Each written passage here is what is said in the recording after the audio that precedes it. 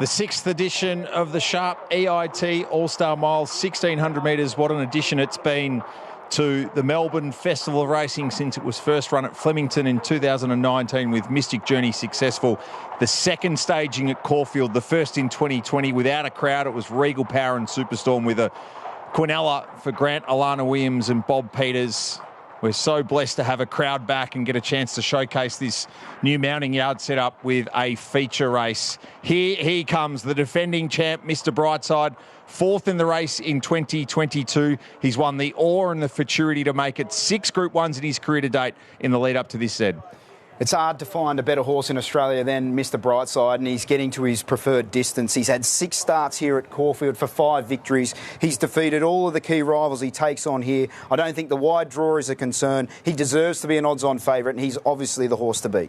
Yeah, he's just a very composed, calm horse on race day. Even coming up the tunnel with the cameras in his face, he just does not bat an eyelid. He's probably used to it by now. He just improves into a preparation. He thrives. There's not a drop of sweat on him today. He looks fantastic. To his Cascadian, he's always been one off Mr. Brightside in the All-Star Mile. 5th 2 years ago, 2nd last year. Off that, he went and won the Australian Cup. He returned with a 4th in the Very Elegant. Ben Mellon with his 4th ride in the All-Star Mile. He was 2nd on the Son of New Approach last year. He excels in fast-run races, and that's the anticipation of what we're going to get, or expectation we're going to get here. The fact that you were seeing horses run on from back in the field also suits him. And I like that James Cummings was keen to get Cascadian into this race, even though Pericles had a golden ticket into the race, and he elected not to come with Pericles, and he's elected to come with Cascadian. They think he's the right horse for this race. Yeah, a little while since I've assessed him, but I love this horse in the mounting yard. He's 9 years old, you wouldn't know it. He's so attentive, he's purposeful, his action is still incredible. He looks particularly bright, and he certainly comes here at a fitness peak. Great parade from him today. 3 is attractable. Had 3 starts here in 2022 when trained by Peter Moody. Now in the care of Sarah Ryan. What a ride he's been on with her so far, winning the $3 million Big Dance in November last year, 2nd in the $2 million Ingham. He was 8th in the Apollo first up, and Sarah Ryan was effusive on Thursday here at the Owner Ambassador event. He will be part of the speed battle. And that's his best asset. He likes to roll forward. He's got a front-running jockey in Linda Meach in the saddle. He's drawn an inside gate. He's had a nice trial since being beaten 4 lengths behind Fangirl, and connections have suggested he was underdone going into that last start, and he should be at his peak now. He's a really attractive horse, and he does naturally hold a bit of condition. A long time since I've assessed him, so obviously he's taken huge steps in terms of his overall maturity, handling himself really well in the mounting yard as well. He's just been quite content to drop his head and wander around. 2nd here on Superstorm 4 years ago. Mark Zara rides horse 4, Munamek. Clint Hutchison, all the best. This horse has been around the world for this opportunity. He made his debut 5 years ago this week at Kempton Park. He's come via Hong Kong. He's been a revelation in Australia. Yeah, absolutely. Nice, thanks. Look, we're still waiting for Mark and Nick to turn up here for Munamek, but I can tell you what the tactics will be. Nothing will be changing. We'll be hoping for the best of luck and ridden a little bit patiently. They can run on today, so hopefully the boys get over here shortly and we can debrief and get a plan together. Yes, a lovely, big, robust horse, very gross, just thrives on his racing, holds his condition beautifully. He's a very, very healthy horse. He's bright in the yard. He's covered in dapples. The team have got him here in his best possible condition. 5, Dom to Shoot, draws the outside gate for Sean and Jake Casey, the winner of the Northerly, beating the 2022 All-Star Mile winner Zaki in the process. Was 4th here in the Futurity off a 9-week break. He's got 3 lengths to make up on Mr. Brightside, and as a general rule, he's a much better horse second up, which he is this afternoon compared to his fresh run. So given he was shipped across from WA to compete during the carnival, they've no doubt got him here to peak in the All-Star Mile and then potentially on to an Australian Cup. You'd like to think there is improvement. Can he peg back the margin on Mr. Brightside? Time will tell. He was very well prepared first up, particularly for quite a big horse, but he has taken some nice natural improvement out of the run. The definition in his muscles is much more prominent today. He's got a beautiful skin on him, and he's another one that just does a wonderful job of conserving his energy prior to a race. 6 is Buffalo River. Celine Gaudray becomes just the 2nd apprentice alongside Jack Martin to ride in an all-star mile. And what an association she has built with Buffalo River in a short space of time. Third in the Ore and Futurity to Mr. Brightside. Second this track and trip in the Toorak in 2020. He hasn't been tested at a mile for quite some time because it's obvious that his best distance is 1400, but when there's $4 million on the line and you've got a ticket into the race, why not have a throw at the stumps? He's expected to roll forward. Whether he's got enough speed to cross the likes of a Tractable and whether he wants to go as hard as Pride of Jenny, we'll soon find out. But I think 6 furlong, going to the 1600 metres is the big question mark now for Buffalo River. Maintained beautifully in between runs. He's been fronting up in terrific order and he's running pretty bold, honest races that should continue. 7 pinstripe, 10th in the race in 2022 at his 5th career start. The Fian winner at a mile during the spring. He's first up.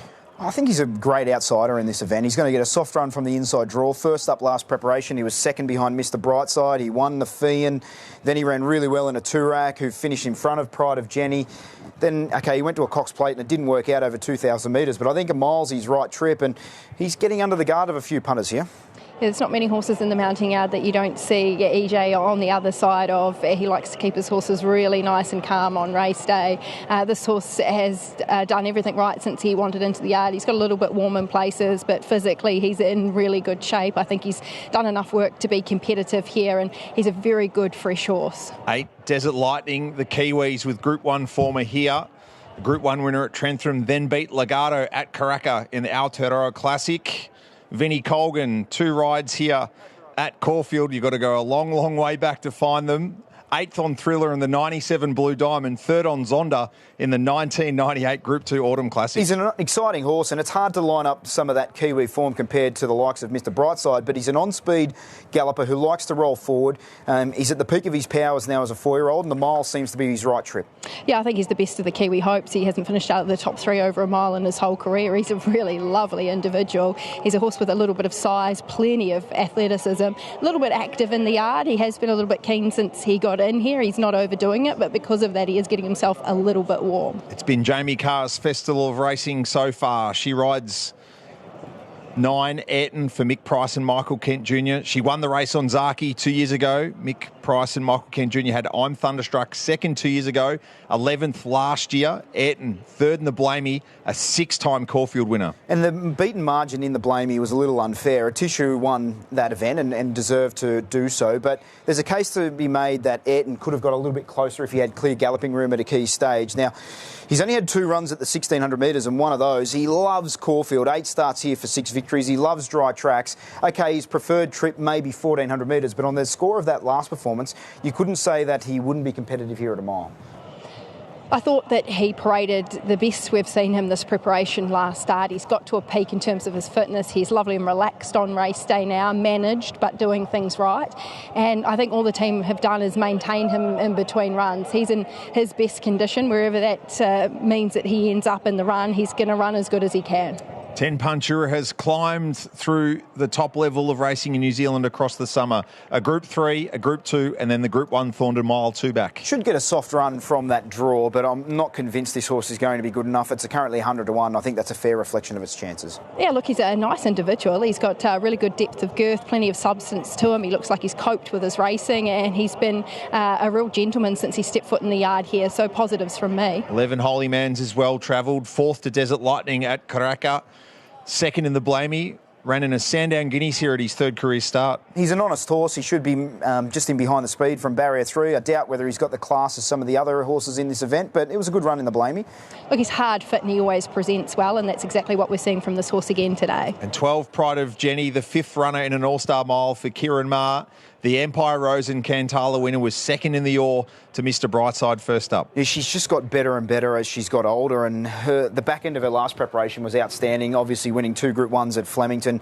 She was only narrowly denied by Mr. Brightside first up, and you'd like to think she's got good improvement coming into this event. She's had a jump out in between runs. Kieran Maher's been sort of quite vocal in feeling that having her second up is where he wanted to be for this race, and the general rule with her is she's going to be in front or at the front of the field and going to be quite hard to run down. She was always a work in progress, both mentally and physically. She just required a lot of time to get to her best, and she's there now. She's a beautiful big mare. She was perfect in her manners in the yard, walked around really nice and quietly, conserved her energy well, and I don't think there's any question that the team have kept her up to the mark with 5 weeks between runs. She's come on really nicely since her first up run. Fitness won't be a concern for her.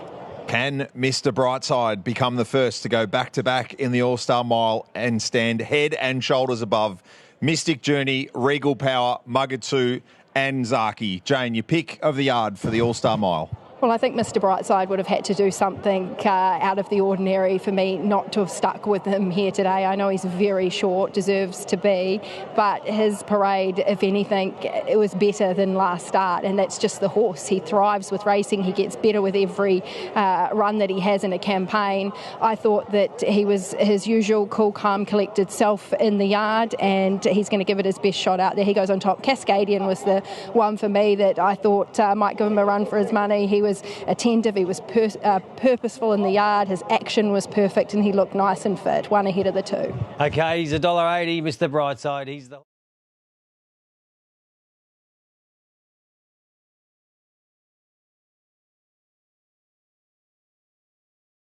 Mick Price with me to have a chat about Ayrton. There's no doubt you've done your job as a trainer. The horse looks absolutely fantastic. Didn't get any luck last start. I'm imagining that he come out of that run pretty good.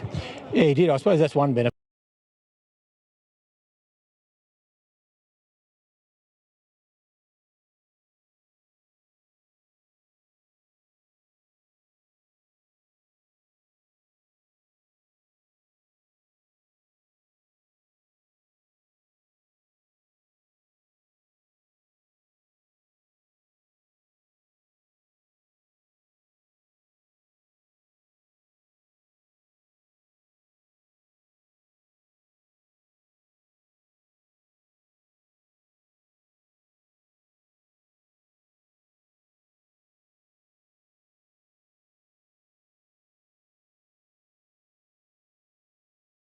Kieran Maher also with us. He's got a couple of runners going around in the All-Star Mile. Pride of Jenny's the more obvious one that we're going to speak about. A lot of questions around the 5 weeks between runs, but people should know by now that you know how to condition a horse.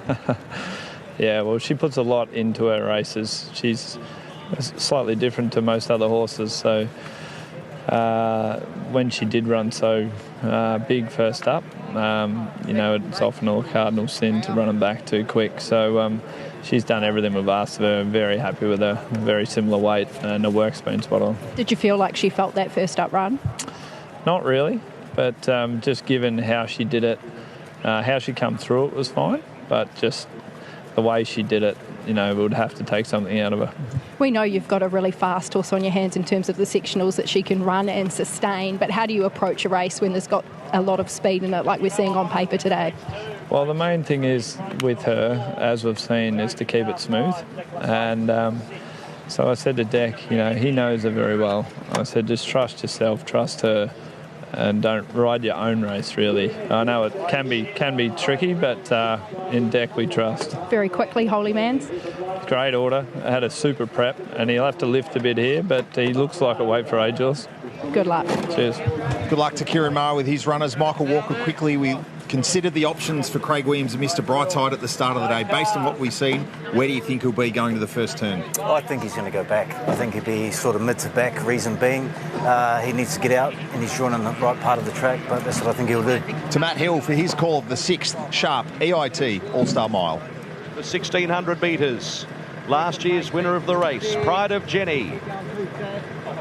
Getting the last minute towel down as she's walked forward for Declan Bates. Pride of Jenny goes in.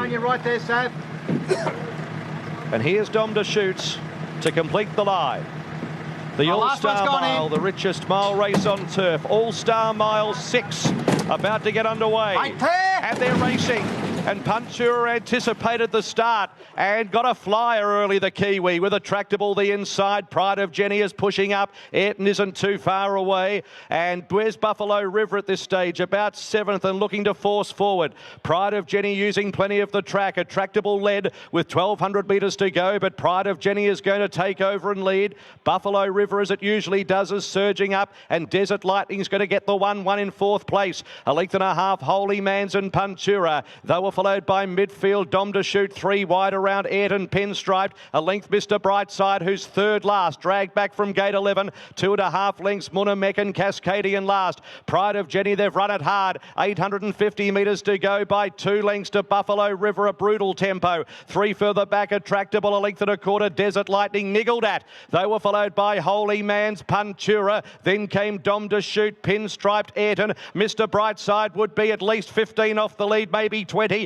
2 further back in the field, Munamek and Cascadian. So it's Pride of Jenny coming up towards the corner at the 400 metres. 2 lengths in front. From in second place, Buffalo River in its slipstream. 4 lengths away, Holy Mans, and then came Attractable, pinstriped. Mr Brightside brought to the outside. 7 or 8 off Pride of Jenny, who still paddles in front, but we know she keeps going at the 200. Pride of Jenny, 3 lengths Buffalo River. Now Mr Brightside and Cascadian coming, but it's still Pride of Jenny. 100 to go. There's no stopping her. What a performance. Pride of Jenny wins by 2 lengths, Mr Brightside, Cascadian. She has run them into the ground. They were followed by Buffalo River, Ayrton, Dom to Shoot, Holy Man's, Desert Lightning, pinstriped. Munamek, Attractable, and Puntura has finished last of all.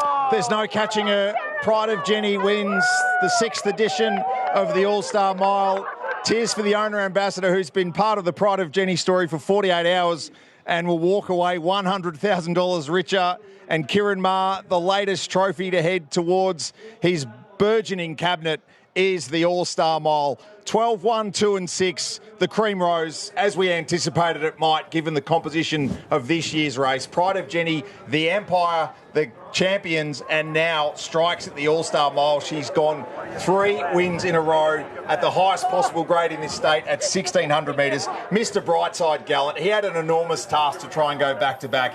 He runs on into second. He'll be on song for the Australian Cup. And Cascadian flies once again. He might have another duel to defend his title in the Australian Cup in a couple of weeks' time. Buffalo River, out to 1,600 metres, continues what's been a wonderful preparation thus far, running on into 4th. 1:35.22 they've run in the All-Star Mile, so they're just a second outside Fields of Omar's track record, but it was searing as expected, and Pride of Jenny stands tallest. 12.126, it's Pride of Jenny's All-Star Mile. Huge congratulations to Declan Bates and Kieran Maher. They had a plan, they executed it to perfection, and the stoushes that Brightside and Jenny are having, it's going to be in racing folklore. It's sort of pretty even at the moment, Michael, but great ride from Declan Bates. He had a game plan, he took it, he chose the right part in the straight, and she never really looked like losing. No, she never did. She never goes any slower than in the straight hutch. She gets to her top speed from the 800 to the 400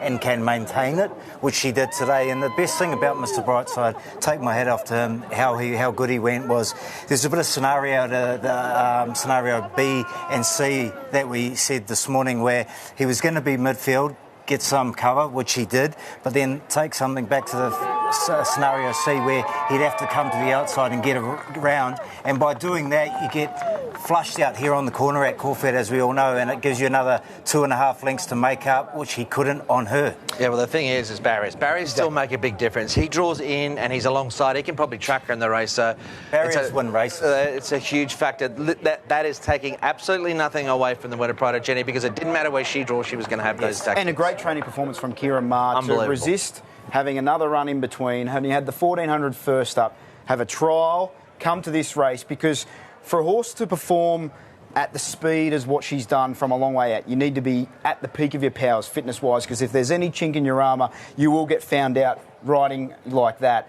But Declan knew he was on a fit horse. He knew he was on a mare that would continue to fight. And she hasn't just won. She's won by 2 lengths. She won and by... they're all there to beat her. She went hard. It hasn't as though we've had a day where the track has been advantageous to be up on speed. There's been no win. There's no excuses for the others. She's simply been too fast from start to finish. Absolutely, couldn't agree more. The wind's not there today.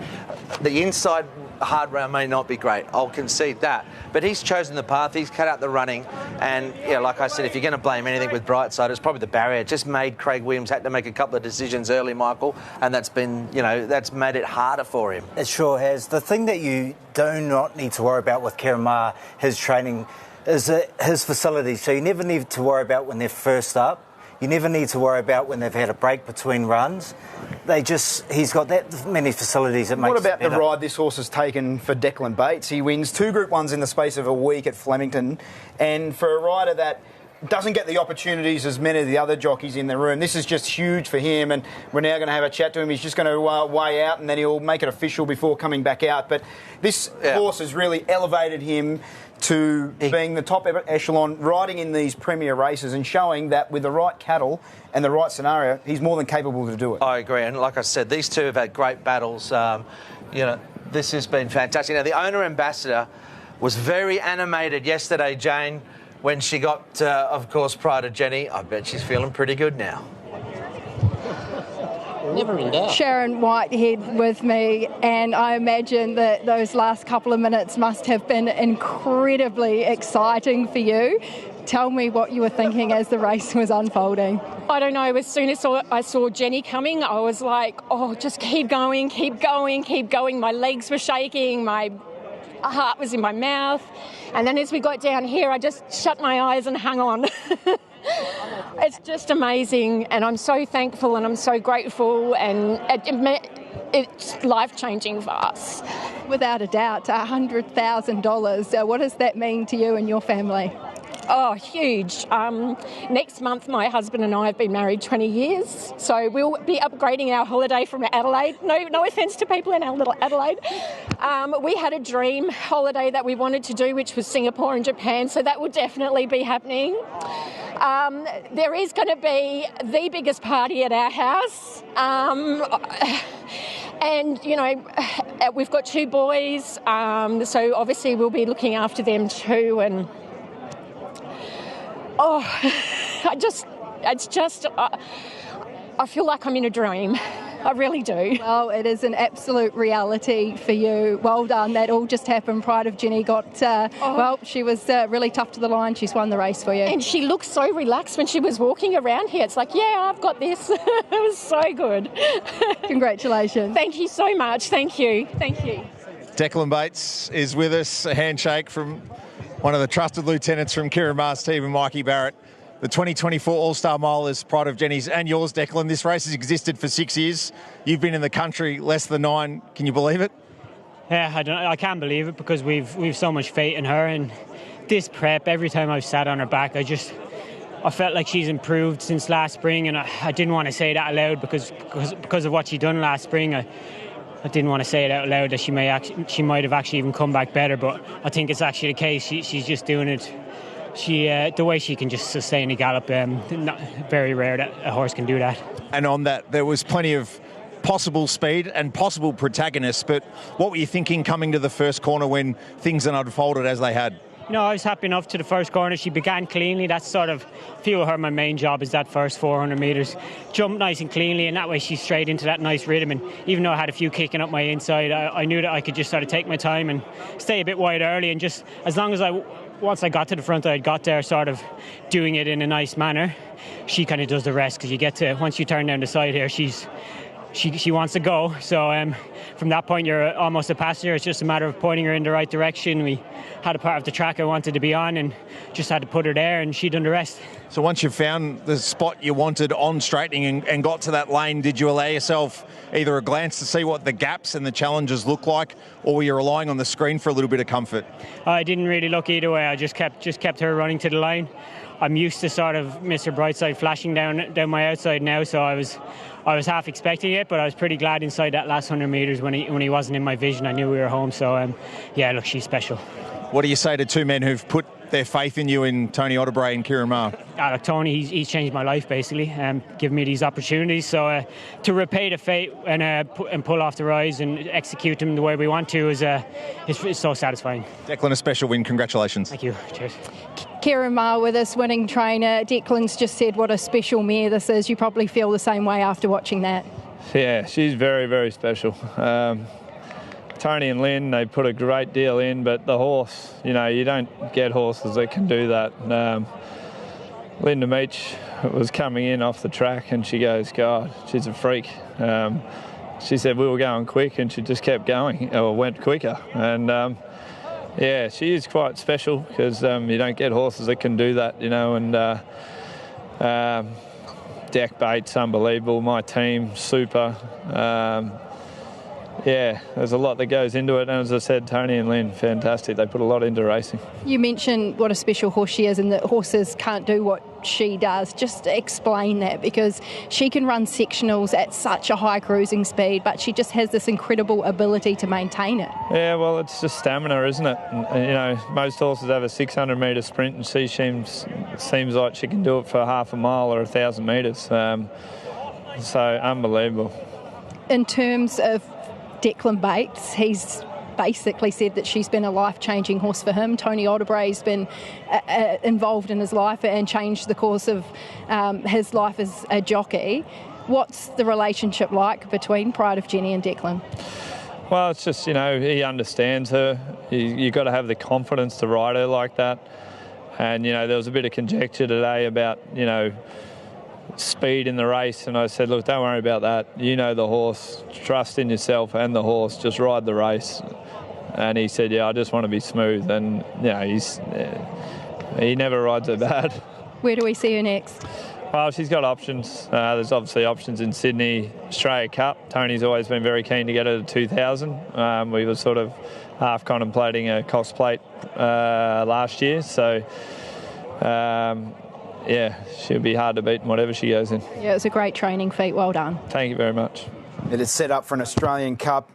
That would be memorable if we could get the top three in that race today. The All-Star Mile being Pride of Jenny, Mr Brightside and Cascadian heading in that direction. But we're not too far away from the horses being loaded for race number 7 at Morphettville. Let's head there now.